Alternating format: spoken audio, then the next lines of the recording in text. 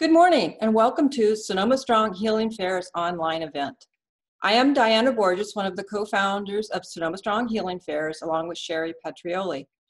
And I'd like to let you know that this is being recorded and will be available on our YouTube channel, Sonoma Strong Healing Fairs. And during the recording, if you have any questions, you can put it in the chat.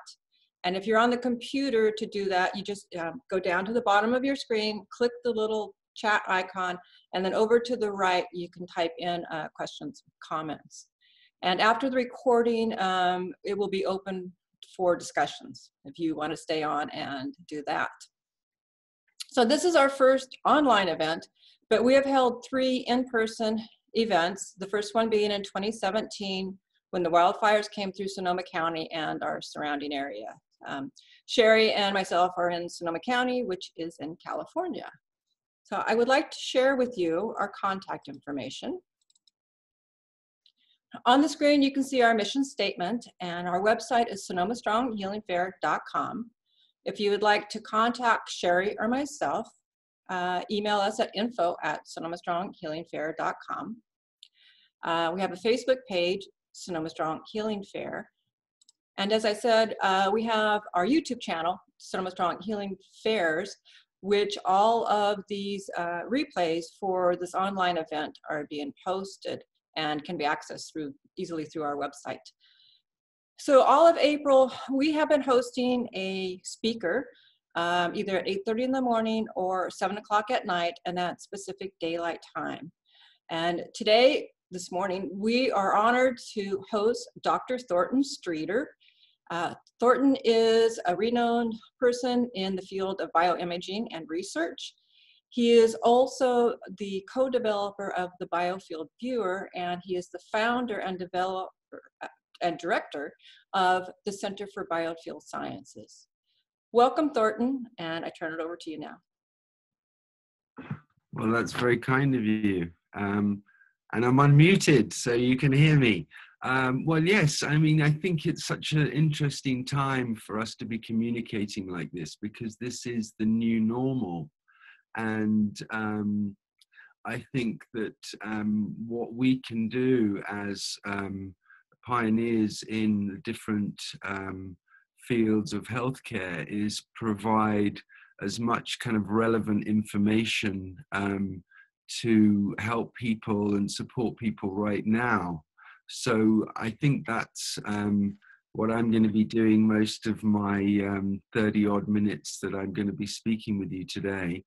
But as you well know, a picture does speak 1,000 words. So like you, I'm going to share my screen and bring up the a few images which will hopefully shed some light on the subject at hand.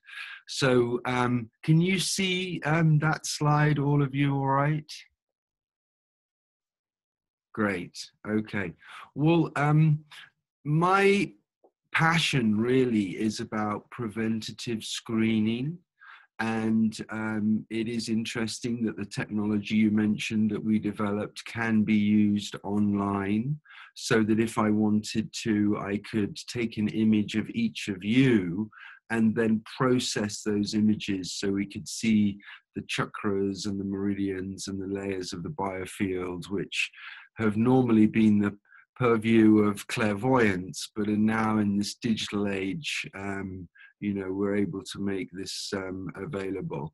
And of course, we've had to wait a long time. You know, we had an industrial age, a computer age, electronic age, and it's only now in the recent few years that we've had technology sensitive enough to pick up what is otherwise known as the subtle body.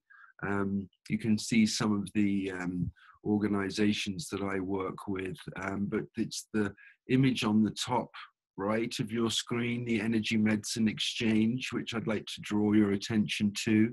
That's our Facebook group, and it's a very vibrant community, so I'd love to invite all of you who are watching this to join us.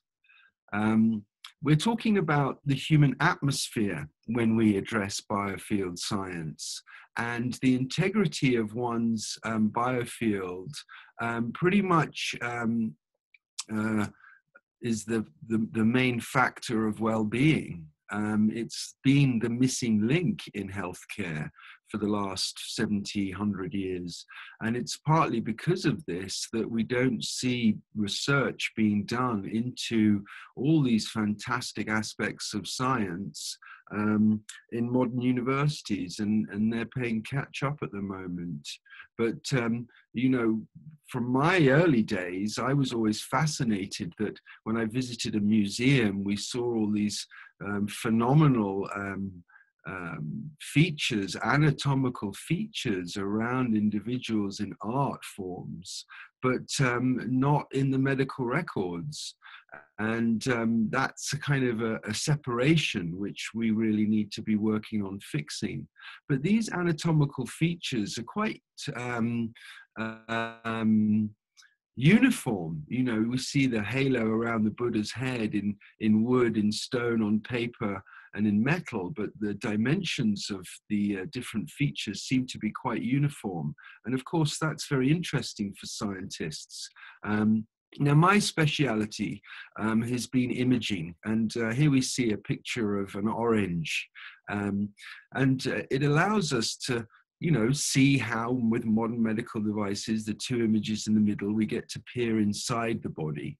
But with so many biopsies proving negative, we don't know whether a lump is just a cyst or whether it's a tumor. We actually need to monitor the body in a different way. And I think that's what this new age is about. In the image on the right-hand side of my screen, maybe your left, we see the glow inside and around the orange. And this is an electrographic technique. And it's as if the orange tree is sucking the living daylights out of the sun and drawing this light to protect its seeds and nourish them. And of course, Adam and Eve realized this pretty early on, that eating fruit was a good way of increasing this light and in turn our conscious abilities.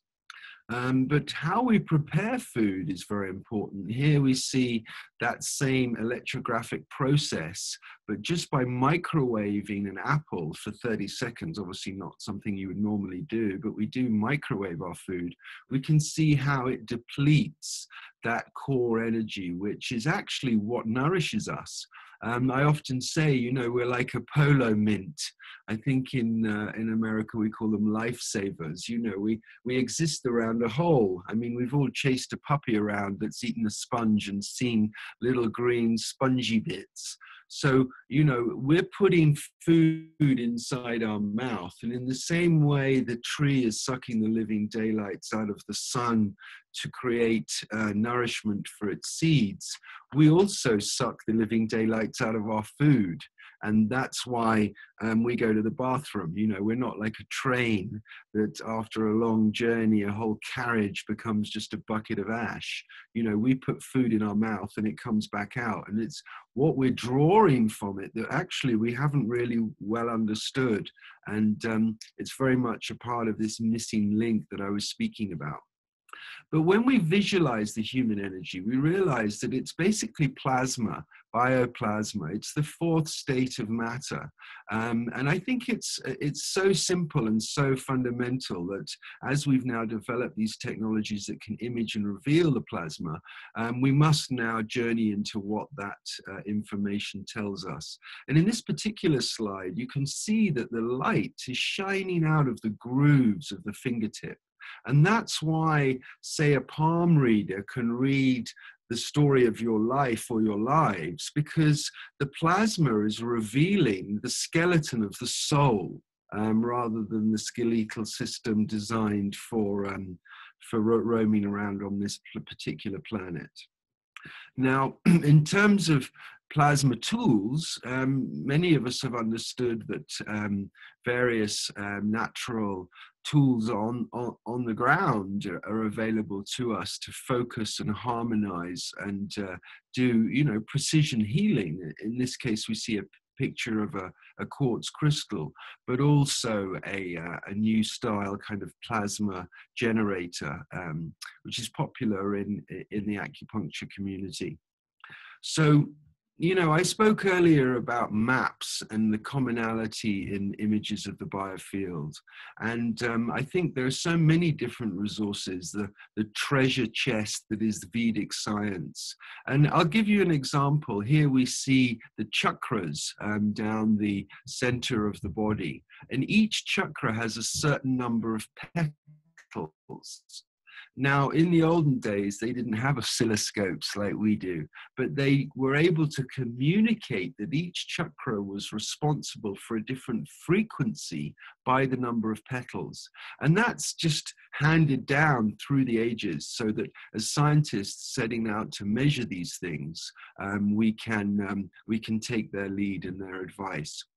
Fortunately, it's not just Gray's Anatomy that we have to rely on to learn about the human body, which really does just end at the skin. We have pioneers like Alex Gray who've been able to integrate our understanding of the human body with the light bodies. And in this central image, we see the meridians and the chakras in the same image. But the actual biofield is a toroidal formation, and healthy people have a very vibrant field without any breaks. Interestingly, a healthy biofield will vibrate, I'll keep it simple, at about 7,500 units per second, but all viruses exist in a certain bandwidth between 4,500 and 5,500. So if we have integrity and tensegrity in our field, coherence and symmetry, then the bandwidth that the viruses exist in are unable to resonate with our higher frequency, and we just don't get it. As I said, you know, it's very important for scientists to have a commonality, and it sometimes appears that the traditions give us a different story, but if you look deeply into it, although the Vedic system tends to focus more on the chakras, and the traditional Oriental medicine tends to focus more on the meridians, they do have counterparts in the Nadi system and in the Dantians. So now let's have a look at the science. You know, in the last 20 years, we've been able to image biophotons, and that's been a great boon for our understanding. And there's a lot of research out there. You can research on PubMed biophotonic emissions. And it's interesting that here you see the fingertips of a smoker, and where the nicotine and the heat and the chemicals have affected his little fingers, you can actually see the biophotons leaking out. And this is actually very significant, because a healthy field is a bit like a candle. The flame itself is retained within the body, and the glow of the candle that lights up the room is your biofield. Now, we know that if there's a wind on a candle and it flickers and flames away, that candle will burn down pretty quickly. In the same way, if a biofield is leaking this kind of biophotonic light, that life will be shorter. So there's layers to the energy field, and so far we've been looking at this electrographic technique, and you can see very clearly that even with the biowell, this information, this plasma, can be clearly seen. And with the biowell, they put it around the figurine, so you can compose a composite of the individual, and in this case, before and after healing. You can see that this is really what we need to be looking at when we're studying healing. But you know, there's a great deal of historical knowledge about this kind of interpretation, and I do encourage people to go into it. This is from a guy called Nigel Garrion Hutchins in the UK. But our technology is much more advanced. We don't have to rely on film or dark rooms or kind of 2D development.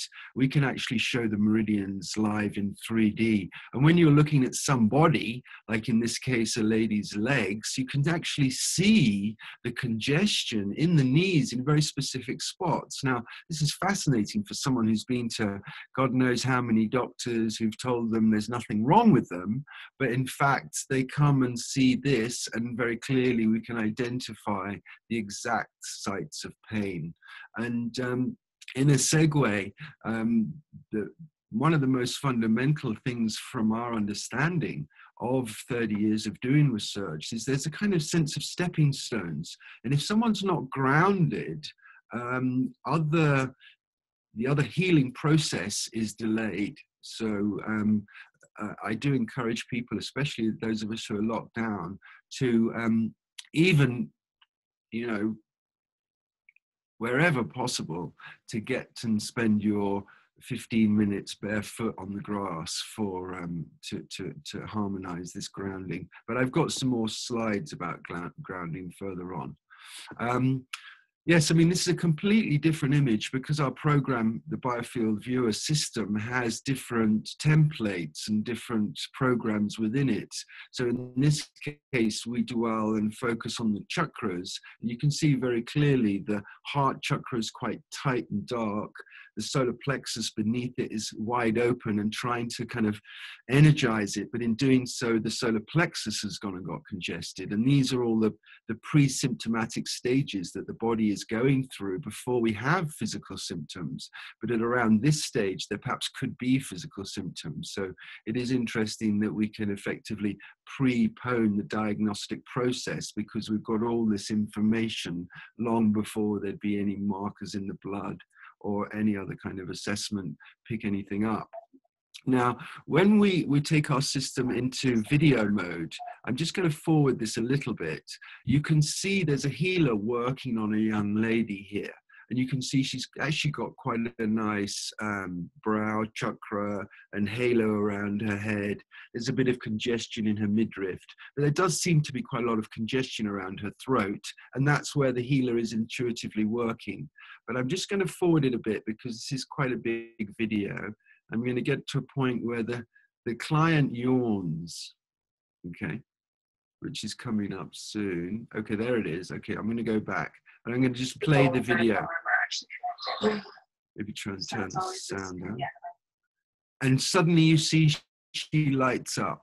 Now that is what we call the phase shift of healing. And it's when the biofield becomes symmetrical, it can handle a greater volume, a greater flow, if you like. And it's a fascinating thing to be able to observe because, of course, now we can do proper research into healing systems without always being poo-pooed. And we don't have to rely on these fabulous drawings that we used when we were students learning about healing and the chakras because we've now got technology. Now, I did mention earlier the importance of the anatomy of the biofield, and I'm just going to quickly talk to a couple of things, like, for example, the fact that there is technology that can image the acupuncture points. The meridians are physical vessels. Teams around the world have been identifying these absolutely tiny vessels, which when we stain, they become more visible, but they actually are called the Primo vascular system now, because they developed first at the embryonic stage, and they actually go through and sort of hold the organs all in place. And I think this is the discovery of the century, because you know, if you speak to a room of 1,000 doctors and practitioners, are the meridians real vessels? No one puts their hands up, but now we can prove that they are. And they're actually like fiber optics, you can see there. So it's the broadband communication in the system. And I can prove that because when we do research and analyze with, say, stimulating the vision point on the toe in slide B and shining a light in the eye in slide A, with the functional MRI, we're seeing a scatter very precisely in the visual cortex when we shine a light in the eye. But when we stimulate the vision point on the toe, the same area is stimulated and illuminated. Now, what's so fascinating is when I shine a light in the eye, it takes, obviously at the speed of light to reach the brain. But if I stimulate the toe 2 meters away, it actually happens in James Bond speed. And that itself is a phenomenal discovery, because it means a meridian system is the system that helps you leap out of the way of a speeding car, that sort of ESP, rather than your eyes and your other senses. Now, as I said, the chakras are a very significant part of our research, and we do honor the people before us who've given us so much wonderful information, in this case, Barbara Ann Brennan. But with new modeling and new imaging, obviously, we can take things a lot further. Valerie Hunt, another person to mention, and the incredible technology she developed, which imaged the biofield. And again, a little video for those of us in lockdown. You see this lady goes into the lotus position, and what she's about to do is start omming, or it could be amening, chanting, whatever it is. But you can see how you are in control of your own brightness. And that's very significant if you're about to go out to the supermarket and get some supplies. You want to be cranked up like this, so that no virus like Icarus can come anywhere near you. So, I think a picture does say 1,000 words, but so does data. And so my institute's really been focused on working with the latest technology, in this case, an amazing device, one of only 2 in the world for measuring the chakras. It's a modified seismograph. And so we're able to pick up the each chakra signal in a live stream in a 3D graphic. And in this particular study, we'd asked a young Kundalini yogi to have very little activity in his brow and crown in the baseline, and then after a moment to activate his brow and crown. And you can see there's so much more noise there on the graph. And this means that we can do really important and fundamental research looking forward. And I hope universities around the world embrace this opportunity. Now, with our technology, we call it the soul mirror, because we're able to not just see physical issues, but also emotional issues that kind of in the other dimensions cascade off into issues that can disharmonize our biofield. In this case, it's actually a very symmetrical man.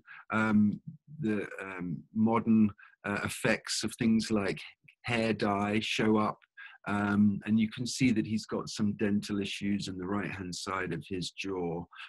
So, it's very specific. And as I mentioned, we can take pictures of people at home and online, process them, so anyone anywhere in the world can access this.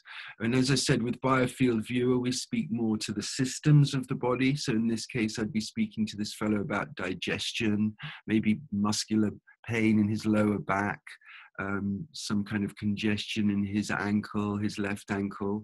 But when we have it in Chakra Viewer mode, we're speaking more to the emotional state. So as many of you know, the chest relates to grief or sadness. So we've seen a lot of shielding on the chest here. So I'd be able to ask this question, not are you sad, but what are you sad about? Which is actually very powerful, because it allows people to open up, because they know that you know what you need to know to help them. And also there's a sense in this fellow's images that he's very ungrounded. So the first thing I would recommend to this fellow is to spend a week standing, going for walks in the park barefoot, maybe standing on the beach, just kind of getting grounded. It's a crucial thing. when we interpret the Chakra Viewer images, it's often quite strange for people, but for the person involved, we always hit the nail on the head. In this case, I said to the lady, you know, my prescription for you is to call your daughter, because I can see in this image that she's got a lot of shielding in the area we associate with family, especially another female, and it's very perceptive. So here we are giving people sometimes out the box advice, but her irritable bowel syndrome started exactly the same. Hasn't seen her grandchildren for 2 years. It's exactly the same window.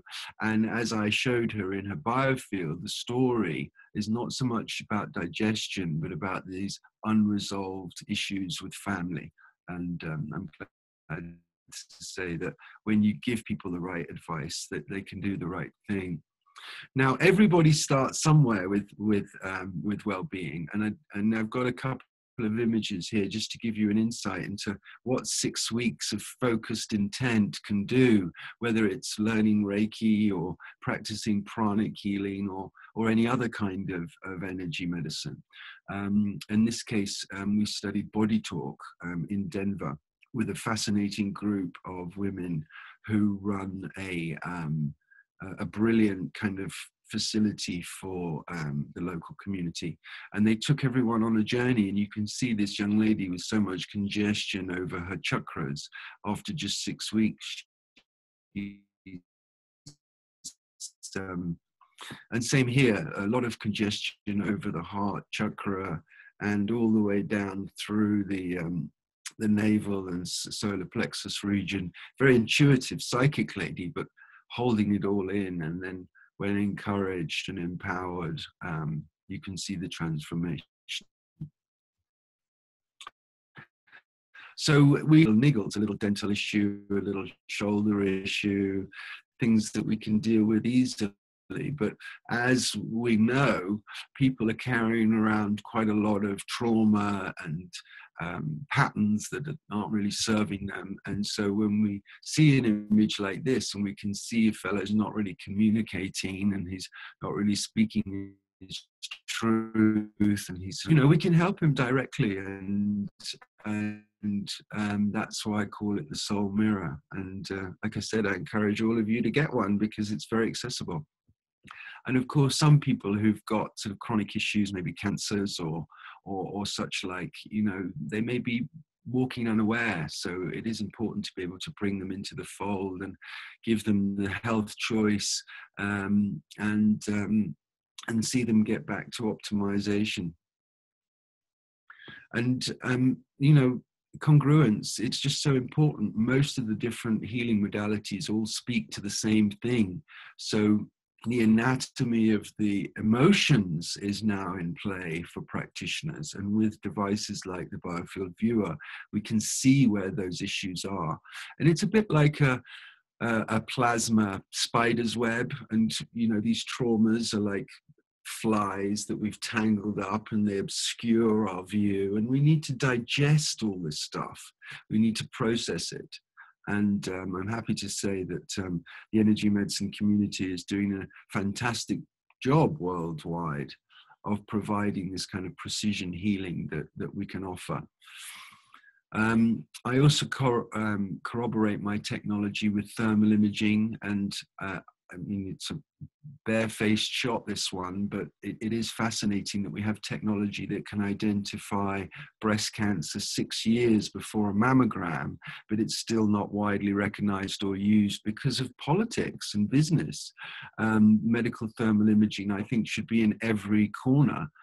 Because we can identify cardiovascular disease, we can identify every disease long before they can in the local hospital. And I think it's a scandal that you know, the radiologists are clinging to their harmful technology. I mentioned earthing. Here's a thermal study of what happens when you do improve your grounding by spending time barefoot in the grass. And of course, with the biofield imaging, we can corroborate whether someone's grounded or not, and study. I also like to, in my research, bring in a full medical suite of assessment.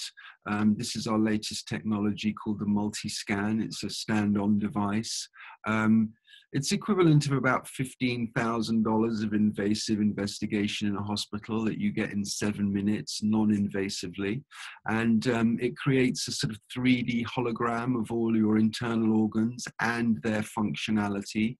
So it addresses brain chemistry and whether your heart valve is working correctly or not. And so we can corroborate our external biofield and thermal non-invasive assessment with this kind of internal medicine approach, which suits our institute, because we won't look at any technology that's invasive. And this interstitial screening technology is brand new, but it, as you can see, it gives us a color-coded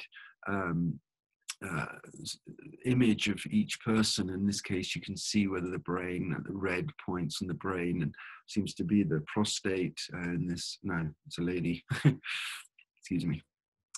But it also gives us a target. And if you notice where the person is, they're right down in the light sort of turquoise blue at the bottom left, and we need to get them up into the center. So throughout the course of whatever treatment you're doing, Reiki, body talk, whatever it is, you can observe how they're progressing. And therefore, if you're not using the right protocol, you won't see any progress. So yeah, I think it's fascinating that we've got these different tools, but I think it is important for us to understand that for many years, the whole world view has been stuck in a very dualistic and a very eye range limit. In this particular image, we can see a young boy in a mortuary. His body is lying on the table, but he is flying around the room. And you know, this perhaps, this technology can perhaps be used for us to perhaps understand death and, you know, where the soul goes, the fact the soul does separate from the body. This boy unfortunately died in a bicycle accident in Greece. He's quite a famous fellow actually now. And with the picture on the right, we can see what seems to be some rather strange features on the child, with looping big ears and very red eyes, and potentially that could be some kind of possession, which again is a subject which is very much outside of modern medicine. But of course, you know, if hospitals are doing, say, child is being born in a hospital, and then a lady is being misdiagnosed with postnatal depression because the guy who died in the operating theatre next door in a motorcycle accident has leapt into her womb. You know, we can't be naive about progress. And to give you an even clearer example, here is a probably 50, 60-year-old white American woman, Caucasian American woman, and she very luckily received a new heart to save her life. And the heart came from an African American lady. And when we image them with this technique called the bioluminator, you can actually see both of them. Unfortunately, you can also see a number of other characters who have rushed in, because when we cleave people open in the sense of transplants and we don't know what the F we're doing, we end up with multi-personalities and all kinds of psychiatric issues, which again are misassessed and misdiagnosed. My newest collaboration in America is with a fellow called Tony Robbins, who's got a lot of our technology. So if you go to one of his events, you'll no doubt get screened or scanned. Just sort of really, this suite of non-invasive tools is the future. It's a breakthrough which allows us to identify health issues accurately and non-invasively. And it also opens the door to a much wider understanding of the human being instead of just the human body. And of course, the biofield is the realms of one's consciousness. So I find it amusing that lots of consciousness studies are still looking for the beans in the tin, rather than just at the end of my fingertip as any kind of activity in my brain. So thank you, ladies, and thank you, gentlemen. I don't know whether I filled up my wonderful, juicy slides to show you, if I'm allowed to, which was my journey into the Kundalini and self-presence world. But if I've run out of time, you may have to get me back for it.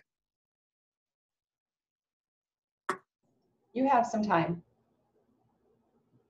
Okay, well, I'll try and do it as quickly as possible, but I hope I won't lose you. That's all I can say. This little extra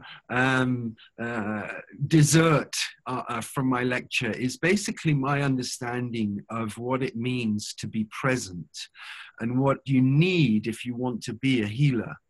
Or if you want to be awake in this world of dreams.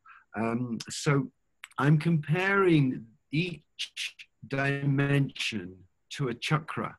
And I'm saying that a chakra is a lens, portal, facet for anchoring that dimension into our awareness. Now, we all know the first chakra, the base chakra, is associated with the earth element, and that's why we've been speaking about grounding. It's also associated with flight, fight, or freeze, which is interesting stuff we do with our legs. We run away, we run towards, or we get petrified. But the point is that if you imagine in the first breath of a child being born, we emerge out of this one dimension, out of the 0 point, into the second dimension. And the first person we see is our mother, the other, the brother. The element of the second chakra is water. Water's all about emotions and relationships. It's the emerging world. So what I'm saying is the first 2 chakras, as exemplified by this child born, ground us and introduce us to our inner circle, okay? Now, the third dimension is the solar plexus.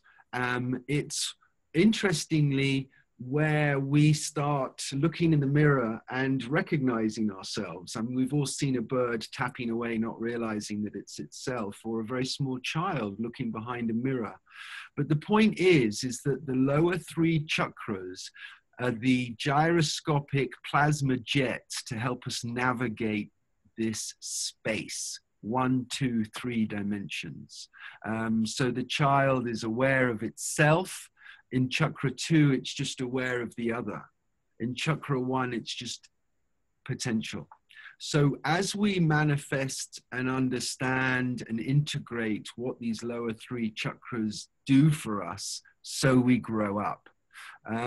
Now, what I'm suggesting is that space is the realms that we see around us, the real world, but it doesn't count for much without time. And so what I'm perhaps introducing to all of you for the first time is that the heart is the clock of time. Time is actually a wave, and we surf it. It's a bit like the lower 3 chakras are our surfboard, and our consciousness is present on the board, riding the wave of time. You know, if we've got anchors dragging in the past or tentacles sent into the future, we're going to fall off our board. We're not going to be present. When the Greeks first measured the heartbeat, we beat 60 beats a minute. You know, we've just been in a rush for a couple of thousand years. So what I'm suggesting is that the lower 4 chakras directly relate to this concept of space-time, which they talk about in science. And they subconsciously, I mean, we're sitting on a ball that spins at 1,000 miles an hour in a solar system which is rushing towards the constellation of Hercules at we don't know what speed. And yet we feel still. That's what the chakras are doing for us, giving us stillness. And so when I reach this point of presence at the heart chakra, my consciousness is here. I'm not a salesman selling cars down here. I'm here in presence, in unconditional love.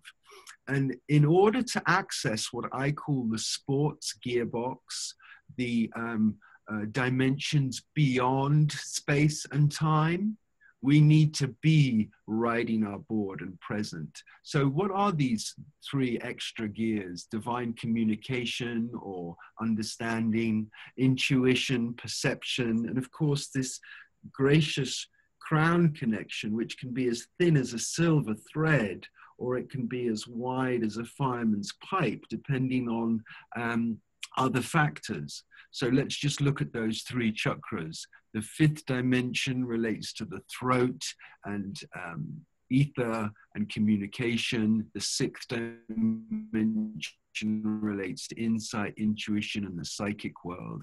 And the 7th dimension relates to divinity, ecstasy, and the crown chakra. So basically, this is a little game of comparing the dimensions to the chakras to allow us to understand that we have a sort of center of gravity, but a center of consciousness. And where our consciousness is on this scale is determined by our first understanding and digestion and sense of presence. And then, as I said, I've done a lot of studies into some things like distant healing, and that occurs beyond space and time. So there's a triage occurring between the crown, the brow, and the throat chakra, which has not been well understood, but it's what healers are using each and every day, and people meditating and people working to develop and awaken themselves. So thank you. That's my little bonus.